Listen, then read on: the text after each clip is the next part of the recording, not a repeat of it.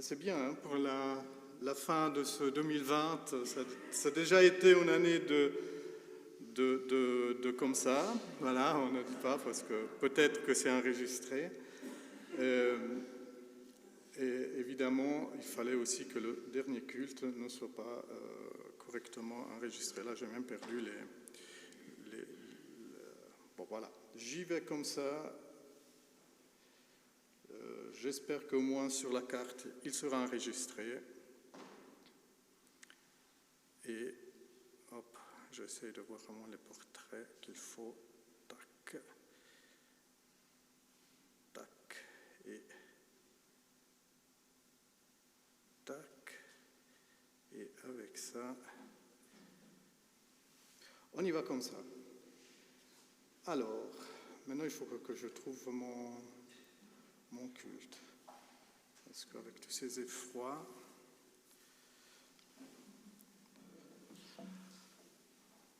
on verra si ça charge. Je commence à vous donner les salutations, bienvenue. Soyez bénis, que ce dernier culte de l'année, quitte à ce que ce ne soit pas possible de le transmettre en direct, au moins que vous puissiez, vous qui êtes là, être bénis. Et que aussi ceux qui le regarderont plus tard, si l'enregistrement fonctionne, que vous soyez aussi bénis. Et c'est un culte, donc je remarque aussi, vous avez pu vous munir des classeurs et des psaumes cantiques, puisque les chants ne seront pas projetés. Donc ça sera aussi un peu une difficulté pour vous, si jamais vous êtes à la maison et vous avez un psaume cantique et le classeur ou un j'aime, au moins ayez-le présent. Sur le site d'ailleurs, il y a toute la description et le déroulement du culte que vous pouvez suivre.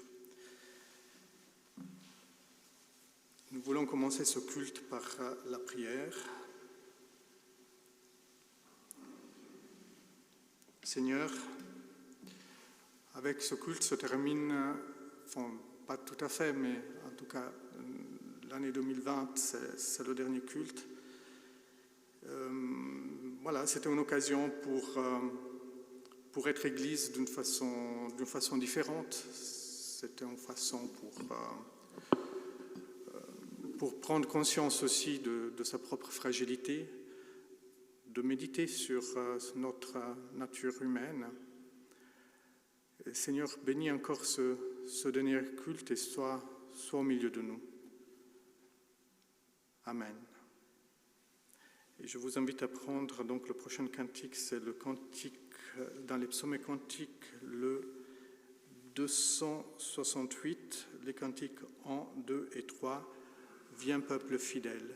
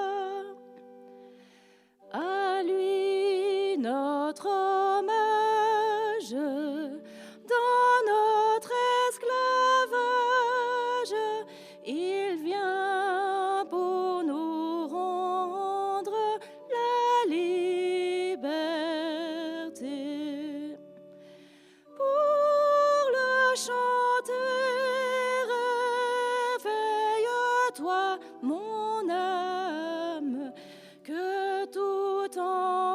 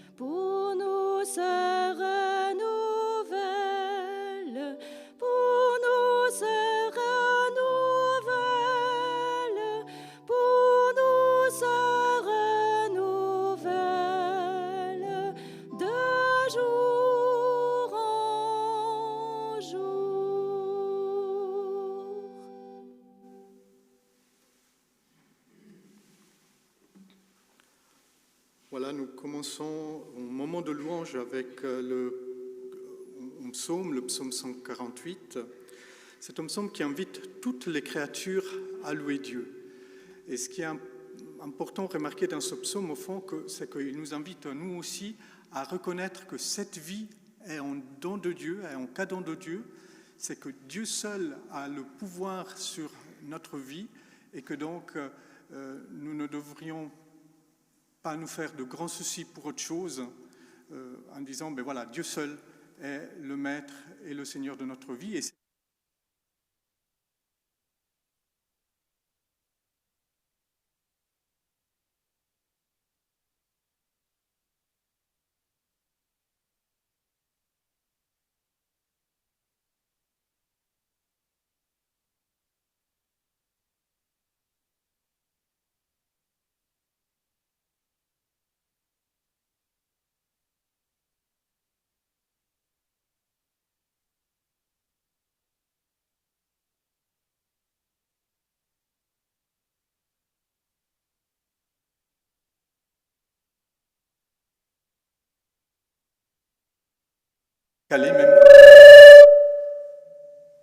même la mer, par exemple, même la mer n'a pas ce pouvoir absolu sur nous. Évidemment, si on va dans la mer, voilà, il y a une certaine interaction et il y a aussi certains dangers, mais il n'y a pas un pouvoir absolu sur nous, il y a seulement Dieu qui a ce pouvoir. Alors, nous lisons dans le psaume 148. Alléluia, louez le Seigneur du haut des cieux, louez-le dans les hauteurs. Vous tous ces anges, louez-le, louez-le, tous les univers. Louez-le, soleil et lune, louez-le, tous les astres de lumière. Vous, cieux des cieux, louez-le, et les eaux des hauteurs des cieux, qui louent le nom du Seigneur. Sur son ordre, ils furent créés. C'est lui qui les posa pour toujours sous une loi qui ne passera pas.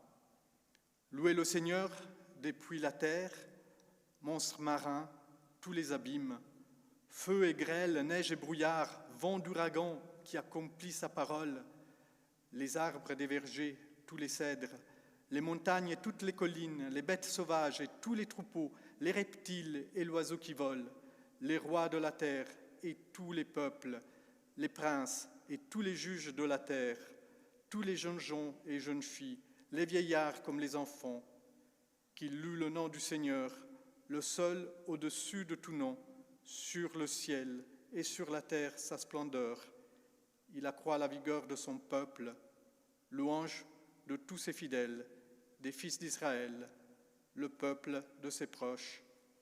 Alléluia. Et le premier chant dans les classeurs, c'est le M4, Maranatha.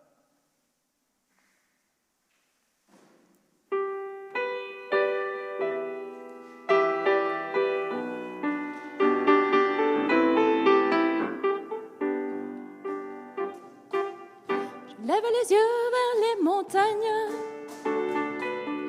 d'où me viendra le secours. Le secours me vient de Dieu, qui a fait la terre et les cieux. Maranatha, viens Seigneur, viens. Seigneur Jésus, nous tendons les mains vers toi. Maranatha, viens Seigneur, viens. Et là où tu es, oh, prends-nous avec toi. Je suis dans la joie quand on me dit allons à la maison du Seigneur, car nos peines sont finies au grand jour de l'Éternel. Maranatha, viens Seigneur, viens. Seigneur Jésus, nous tendons les mains vers toi. Maranatha, viens Seigneur, viens.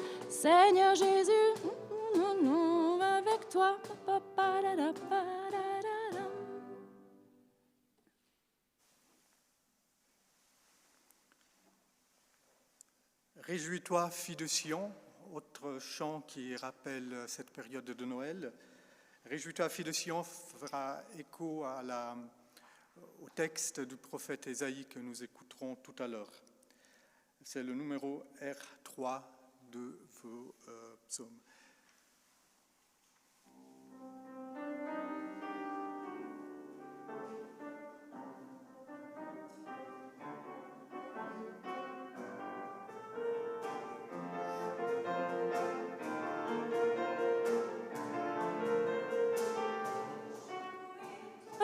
Fille de Sion, pousse des cris de joie, Israël, pousse des cris d'allégresse, fille de Jérusalem. Tous tes péchés ont été effacés, ton ennemi chassé. Le Dieu d'Israël, Adonai, est venu vers toi, ne crains pas, réjouis-toi, fille de Sion, pousse des cris de joie, Israël, pousse des cris d'allégresse, fille de Jérusalem. En ces temps-là, nous prophétiserons sur toi, Jérusalem. Et nous te dirons, Sion, Sion, relève tes bras, car voici ton roi, réjouis-toi, fille de Sion, pousse des cris de joie, Israël, pousse des cris d'allégresse, fille de Jérusalem. Oui, le Seigneur est au milieu de toi, comme un héros qui sauve. Il te sauvera, il te réjouira, il fera de toi sa plus grande joie. Réjouis-toi, fille de Sion, pousse des cris de joie, Israël, pousse des cris d'allégresse, fille de Jérusalem.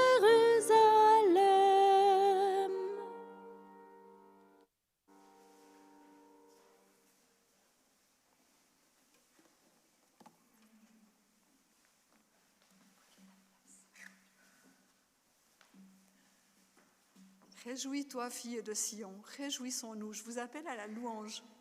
Le Seigneur est bon et nous te bénissons, Seigneur, ce matin de pouvoir être ensemble. C'est vrai que cette année a été compliquée et difficile, mais Seigneur, toi tu es le même hier, aujourd'hui et éternellement. Et si au cours du temps tu veux nous apprendre à laisser de côté ce qui n'est pas essentiel pour te retrouver toi, notre Seigneur, et danser de joie comme la fille de Sion. Loué soit ton nom, Seigneur. Amen.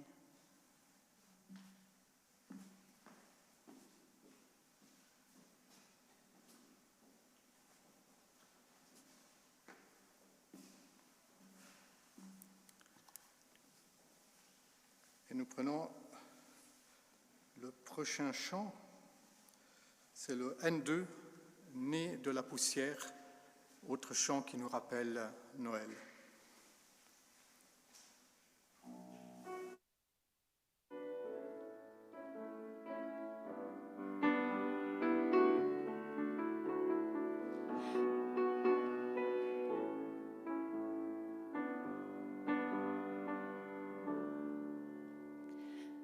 Né de la poussière et d'éternité,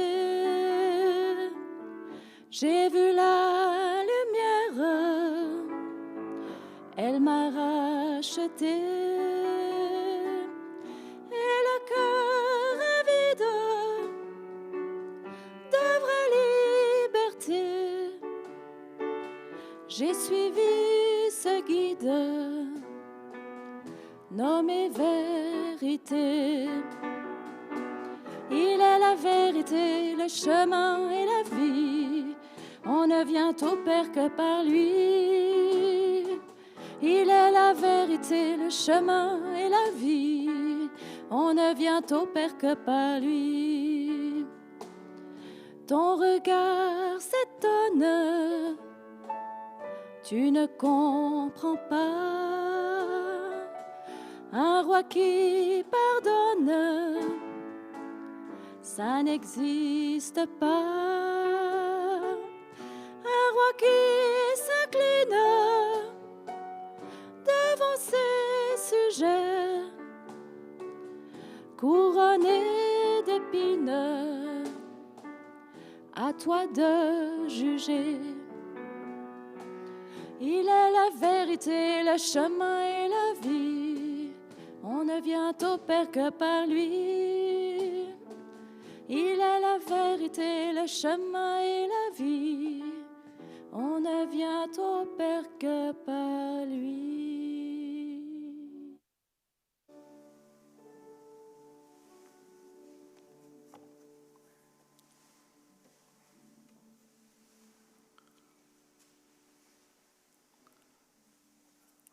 Voilà, d'abord une bonne nouvelle, il paraît qu'on peut maintenant visionner en ligne, donc je salue les 4 personnes qui sont connectées pour ce culte.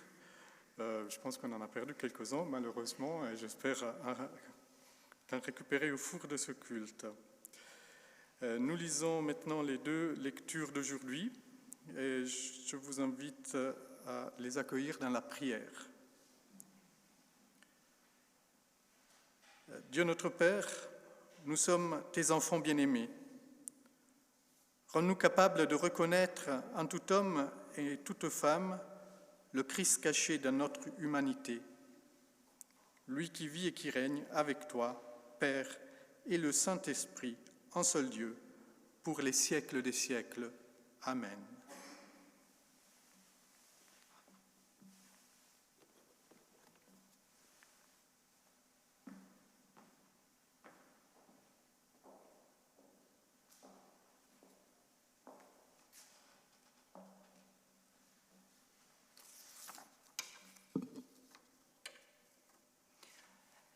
Nous lisons dans Ésaïe 35, versets 1 à 10, puis dans les Actes 6, versets 8 à 10, et les Actes 7, versets 54 à 60.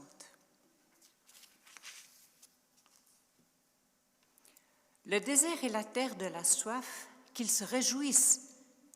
Le pays aride, qu'il exulte et fleurisse comme la rose, qu'il se couvre de fleurs des champs, qu'il exulte et crie de joie. La gloire du Liban lui est donnée, la splendeur du Carmel et du Saron.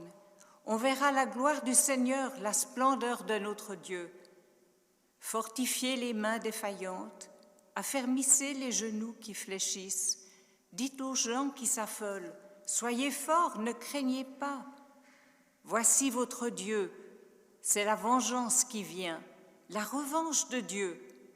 Il vient lui-même et va vous sauver.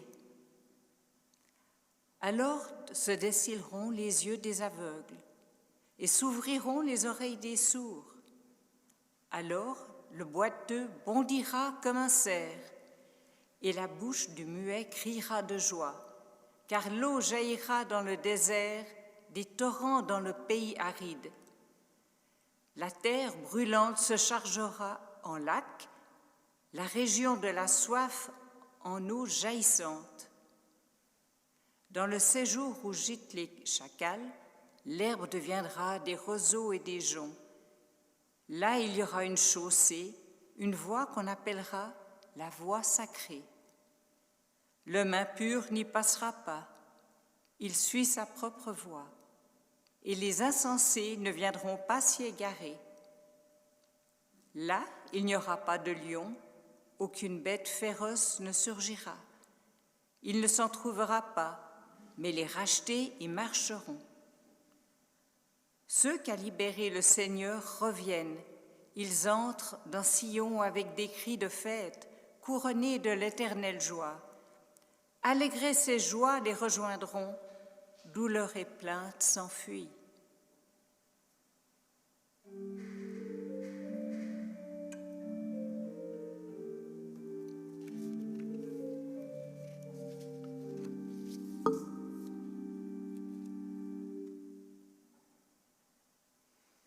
En ces jours-là, Étienne, rempli de la grâce et de la puissance de Dieu, accomplissait parmi le peuple des prodiges et des signes éclatants.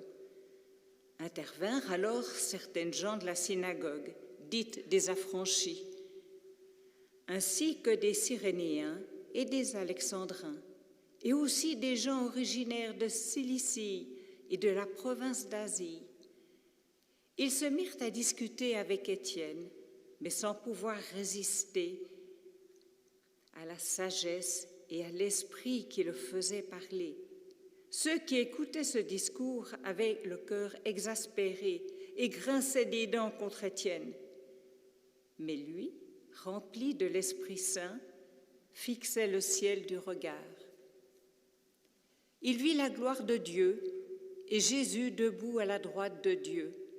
Il déclara : « Voici que je contemple les cieux ouverts et le Fils de l'homme debout à la droite de Dieu. » Alors ils poussèrent de grands cris et se bouchèrent les oreilles. Tous ensemble, ils se précipitèrent sur lui, l'entraînèrent hors de la ville et se mirent à le lapider. Les témoins avaient déposé leurs vêtements aux pieds d'un jeune homme appelé Saül. Étienne, pendant qu'on le lapidait, priait ainsi : « Seigneur Jésus, reçois mon esprit. » Puis se mettant à genoux, il s'écria d'une voix forte : « Seigneur, ne leur compte pas ce péché. » Et après cette parole, il s'endormit dans la mort. Parole du Seigneur.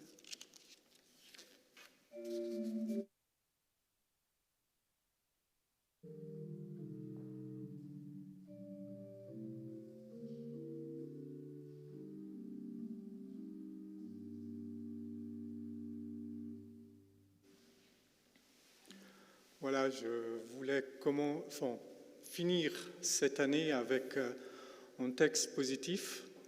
Donc, j'ai bien dit texte positif, ce texte du poète et prophète Ésaïe. Un texte qui est presque trop positif. On pourrait, comme tous les textes positifs, avoir un petit peu de soupçon. On parle du désert qui voit naître des fleurs, on parle d'aveugles qui recouvrent la vue, on parle de faibles qui retrouvent la force. Et on peut se demander si c'est tellement beau ce que le prophète Ésaïe annonce, qu'on peut se demander s'il a perdu le contact avec la réalité, ou bien peut-être s'il est payé, si c'est son travail d'annoncer des choses qui font du bien au cœur et puis qui rassurent les gens. Pourtant, si on regarde un petit peu je ne veux pas dire le contexte de ce chant, de ce poème, on remarque quelque chose d'étrange. D'abord, le contexte historique dans lequel le prophète Ésaïe écrit à cette prophétie. Ce n'est pas un contexte historique facile, parce qu'il y a la Syrie, cette grande puissance qui menace tout le Moyen-Orient. C'était une puissance très forte et on sait comment elle procédait pour que les gens lui restent soumises. Elle leur faisait perdre tout point de repère. Donc quand ils arrivaient, ils détruisaient la ville, ils détruisaient le temple, parce que c'était un point de repère important à l'époque, et après ils déportaient les habitants. Donc ils faisaient tout un mélange, c'est-à-dire ils implantaient des gens qui venaient d'ailleurs, ils déportaient les habitants ailleurs, de façon que les gens perdaient toute leur histoire, perdaient toute leur identité, et c'était beaucoup plus facile donc de les dominer. Et dans cette ombre noire comme ça qui pèse sur Juda, le prophète Ésaïe écrit ce texte. Mais le prophète Ésaïe n'est pas un prophète à la solde du roi. Il n'est pas là pour donner du courage aux troupes. Au contraire, il est très très critique vis-à-vis de la politique du roi, vis-à-vis d'une politique de corruption, d'inégalité. Et la plupart des prophéties d'Ésaïe, c'est des prophéties de malheur. Il suffit que vous lisiez donc ce prophète, hein, il y a des moments qui sont magnifiques, mais la plupart du livre, on annonce la mort, on annonce la catastrophe. Et ce beau texte d'Ésaïe 35 se trouve entre deux moments où Ésaïe annonce la catastrophe. Donc les chapitres qui précèdent annoncent la catastrophe et la mort. Le chapitre 34, il utilise particulièrement des mots très, très subtils pour décrire cette destruction qui est en train d'arriver.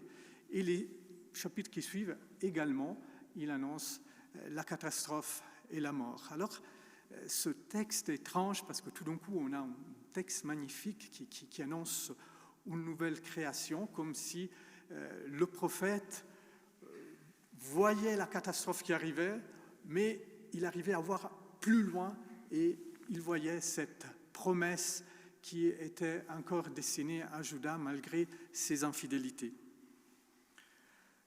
Cela me fait penser à ce texte dans les Actes des Apôtres de Étienne, et lui aussi, il se trouve dans une situation vraiment pénible puisqu'il est accusé de blasphème, lui qui a donné sa vie à Dieu.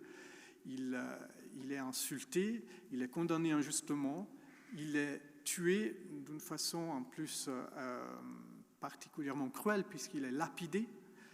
Et dans ce contexte de souffrance, d'injustice, Étienne voit en fenêtre, le ciel s'éclaircit et il voit la gloire de Dieu. Je pensais aussi aux décorations de Noël, aux fenêtres de l'Avent. On sait que cette période d'hiver, les nuits, c'est les plus froides, c'est les plus humides, c'est assez déprimant, même dans une période normale de décembre, c'est assez déprimant de se promener dans les rues. Mais heureusement, comme ça, il y a des décorations, des éclairages, des lumières qui, au fond, gardent un petit peu cet espoir que la lumière vient, la lumière met fin à la nuit. Et puis évidemment, j'ai pensé à ce Noël particulier. D'habitude, on se réjouit assez de Noël parce qu'on a des vacances, on peut rencontrer des amis, on peut voir la famille, on reçoit des cadeaux. Et c'est Noël, nous le vivons un petit peu avec cette incertitude de ce qui viendra après. Pas tellement, on a l'impression maintenant avec le vaccin, etc., peut-être qu'on aura encore quelques mois avec ce virus, mais après, les conséquences économiques, ce qui serait de notre avenir, de l'avenir de nos enfants, cela nous fait peur. Et au-delà de ces peurs et de ces angoisses, on aimerait aussi, comme Étienne, comme Ésaïe, voir cette lumière, et on n'y arrive pas. On voit les lumières des décorations de Noël, ça c'est facile, n'importe qui peut les voir, il n'y a pas besoin d'être croyant pour profiter de la fête et pour voir ces décorations, certains vraiment très jolies et très puissantes. Mais parfois, on aimerait avoir ces yeux d'Étienne et d'Ésaïe pour voir la lumière dans notre avenir, surtout lorsque cet avenir est incertain et quand cet avenir nous fait peur. Pourquoi Ésaïe a pu voir la lumière ? Parce qu'il avait foi en Dieu. Et pas en Dieu comme ça, n'importe quelle divinité. C'était le Dieu qui a créé le ciel et la terre. Parce qu'il a foi en Dieu qui a créé le ciel et la terre, il peut espérer, malgré les mauvaises nouvelles, malgré les prophéties de malheur, celles de ses collègues, ses propres que Dieu lui a confiées, malgré tout ce climat opprimant, il peut voir la lumière parce qu'il a foi dans un Dieu qui crée du néant, qui agit et qui ne cesse pas de surprendre. Donc il peut voir déjà les fleurs qui poussent dans le désert, il peut déjà voir cette route dans ce pays, dans ce contexte complètement confus, il peut voir le chemin que Dieu trace pour son peuple. C'est la même chose pour Étienne.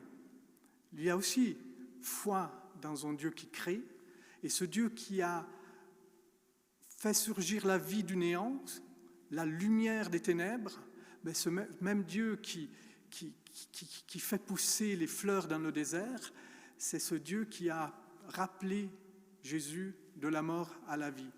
C'est un Dieu qui ne cesse pas de créer, c'est un Dieu qui ne cesse pas d'agir et qui ressuscite les morts.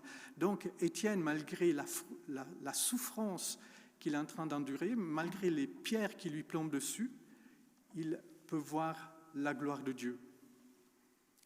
Nous sommes les descendants d'Ésaïe, les descendants d'Étienne, en tout cas pour ce qui concerne la foi.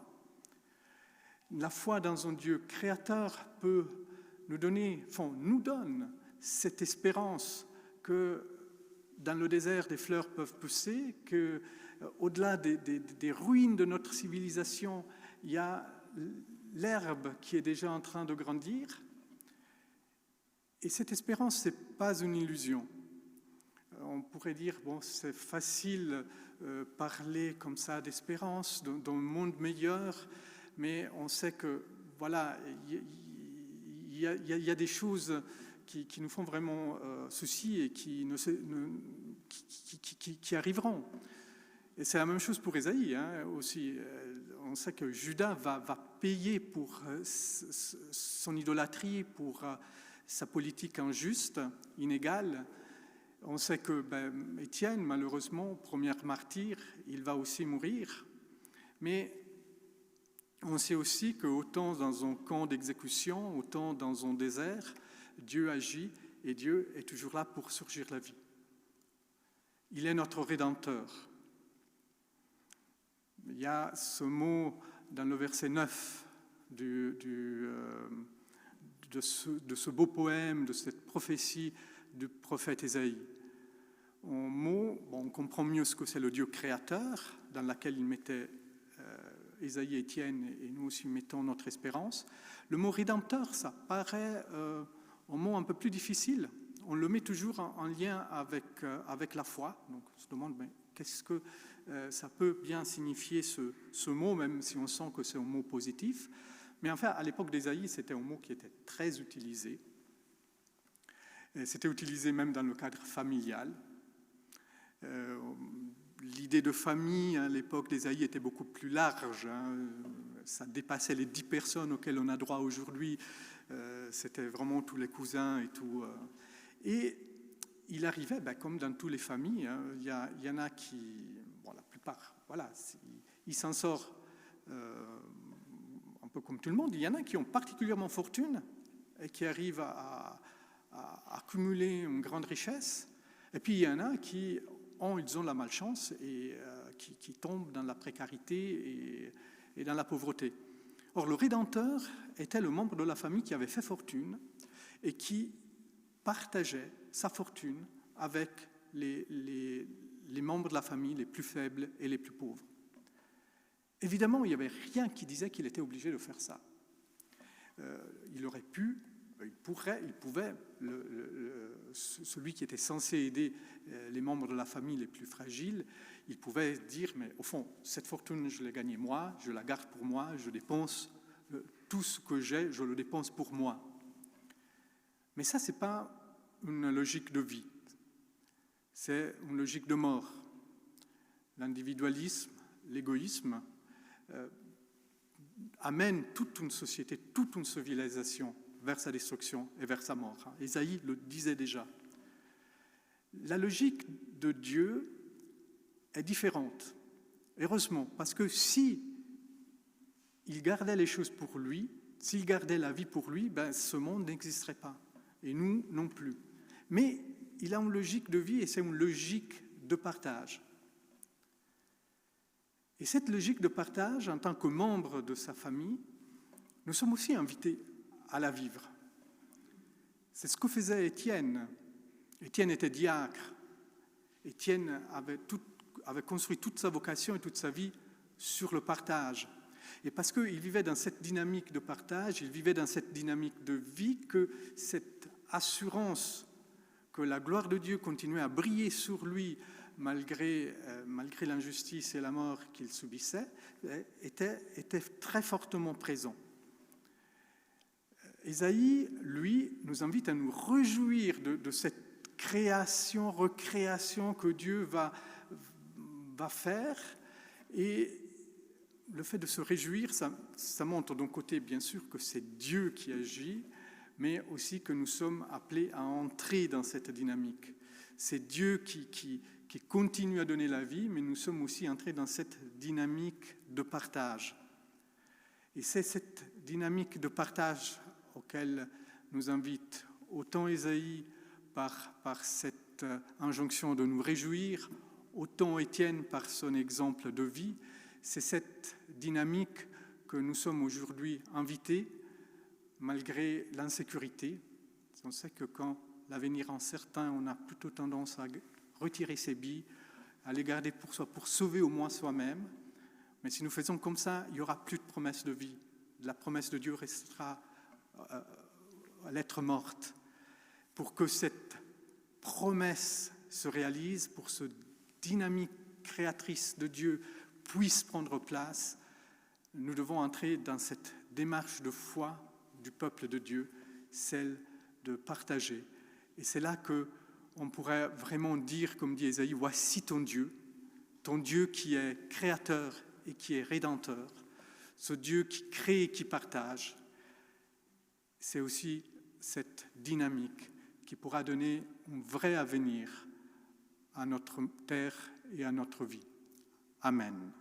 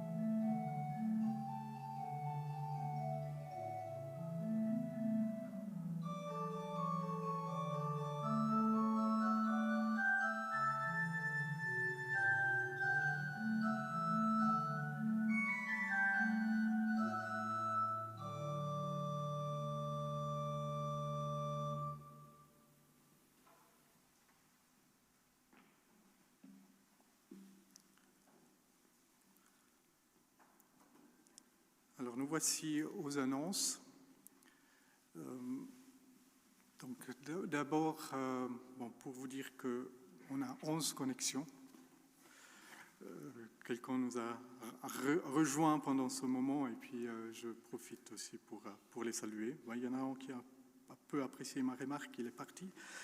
Et la semaine prochaine, donc il y a le dimanche, il y aura un culte à Saint-Blaise, un culte qui est aussi transmis en direct. Donc là, il y a quelqu'un c'est pas le pasteur qui s'occupe de ça, donc ça marche mieux. Et puis la semaine qui suit, à partir du lundi 4, il y aura des études bibliques en ligne, des études bibliques qui sont préenregistrées, donc que vous pouvez visionner quand vous voulez, chaque jour en études bibliques, sur la question de la vie et de la mort d'un point de vue de la Bible, de la foi chrétienne. Qu'est-ce qu'en tant que chrétien nous est permis d'espérer après la mort?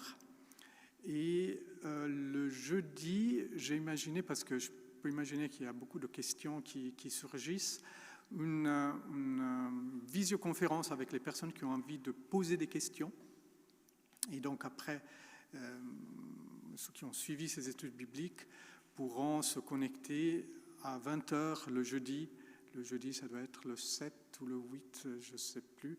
Et on pourra discuter un petit peu de cette thématique. Donc, si vous êtes intéressé à participer aux études, vous avez que vous connecter sur le site de la paroisse, puis voir un petit peu sur les études bibliques, l'étude biblique qui concerne cette semaine. Mais si vous êtes intéressé à participer à la visioconférence, envoyez-moi un mail pour que j'aie votre adresse email et je puisse vous envoyer le lien sur lequel vous connectez.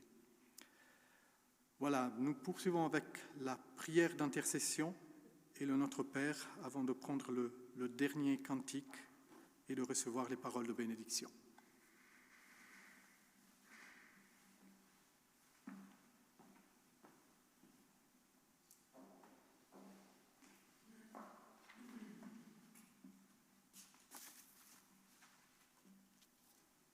Prions. Seigneur notre Dieu, nous venons à toi et nous te confions notre prière. Pour les chrétiens, afin qu'ils ne cessent d'aller à la rencontre de tous et qu'ils soient ferments de réconciliation dans la famille humaine. Pour celles et ceux qui accomplissent un ministère dans l'Église, afin qu'ils soient de fidèles témoins de l'Évangile. Pour les peuples de la terre qui sont éprouvés par la violence, et pour celles et ceux qui s'engagent pour la paix, pour celles et ceux qui sont persécutés en raison de leur foi, pour celles et ceux qui cherchent à prévenir les risques de catastrophes naturelles et qui soutiennent les populations exposées, pour les hommes et les femmes de la terre, afin qu'ils s'engagent dans le partage des ressources naturelles entre tous. Seigneur Dieu, reçois notre prière. Tu es béni pour les siècles des siècles. Amen. Et ensemble, nous prions, notre Père qui es aux cieux, que ton nom soit sanctifié, que ton règne vienne, que ta volonté soit faite sur la terre comme au ciel. Donne-nous aujourd'hui notre pain de ce jour. Pardonne-nous nos offenses, comme nous pardonnons aussi à ceux qui nous ont offensés. Et ne nous laisse pas entrer dans la tentation, mais délivre-nous du mal, car c'est à toi qu'appartiennent le règne, la puissance et la gloire, pour les siècles des siècles. Amen.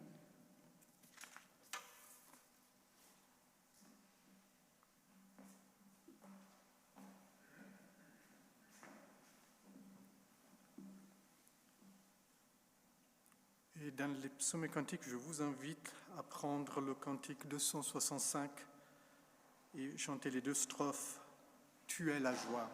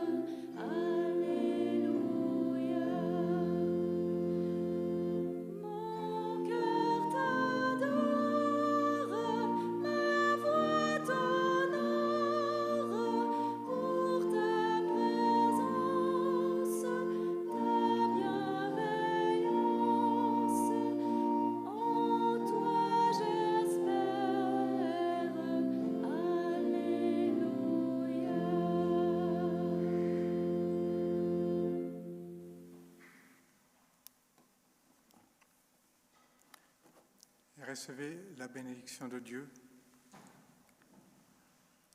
Que le Seigneur vous bénisse, qu'il vous donne de vous enraciner dans cette dynamique de vie du Dieu créateur, qu'il vous donne de vous enraciner dans cette dynamique, cette stratégie de vie du Dieu le Rédempteur, celui qui partage, qu'il vous bénisse et qu'il vous garde, au nom du Père, du Fils et du Saint-Esprit. Amen.